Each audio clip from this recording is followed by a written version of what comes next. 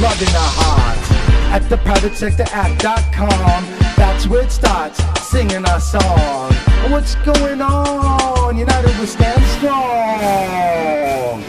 Let's have some masses of chambers, email form.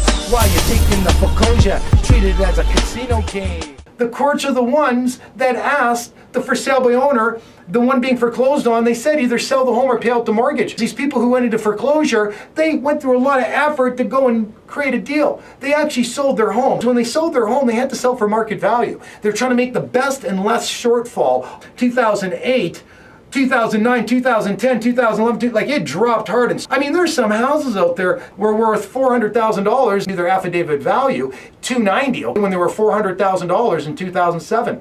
When they're asking somebody to sell their home, well, of course they're selling it at market value at that time. When somebody comes in and actually buys the home, not to mention the fact they let them stay in it, and they don't have to move out, you can see on how they're going to go, okay, well, I want that deal to go through. The judges and the lawyers are saying, well, no, whoever buys the house and whoever you sell it to has to pay what it was worth for back 2007, plus all of our expenses. Doesn't make any sense, because the way the foreclosure goes, the lawyer is going to go get the house, if it just goes his way, take it and sell it to his realtor at market value. They have the money, but they're making such a big problem of it because they don't want to answer any conveyance conditions, and they're all reasonable conditions.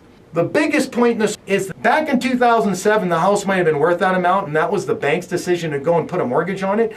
As time went on, it dropped hard, and if anybody's going to buy it here, you can't force anybody that went out there, founded in a capitalist society, and force them to pay for what it was worth in 2007, $150,000 to $100,000, sometimes more. The courts and the lawyers and the banks and the institutions are saying to the private sector, you're not a financial institution. You're going to have to come into the real estate game in foreclosures. You're going to have to pay market value for what it was back in 2007, even though we're in 2012 here. The for sale by owner, the foreclosure guy was told to sell the home. He succeeded. Even the affidavit of value from the courts says that. An affidavit of value is a court appraisal, and it has market value and for sale. This is the rules that are set out, and somebody has to pay for the house with market value and for sale.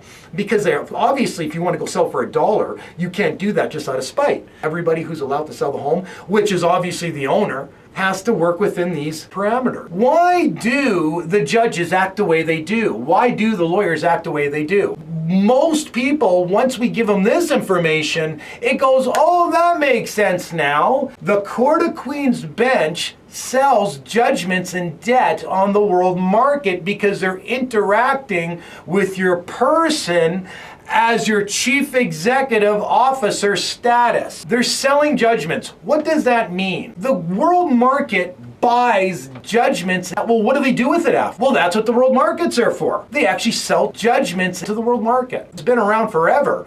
We're just becoming conscious and aware of it as the private sector. The Court of Queen's Bench is listed on the world market. If they're listed on the world market, they have a conflict of interest. Our last stop is Canadians for our truth and justice, which is the industry they're in. Whose best interest do they have in mind? The general public, the private sector, or now their shareholders? If anybody makes money off that judgment, why does it 100% of go to the collector, which is the Court of Queen's Bench? Either way, they take it and they sell it to the world market. Now, if they get judgments against people, they make more money. The biggest judgments there are comes from the banks. So when these banks come with their huge judgments that the Court of Queen's Bench knows that, hey, if I get a judgment against the little guy, they get to sell it to the world market. Conflict of interest.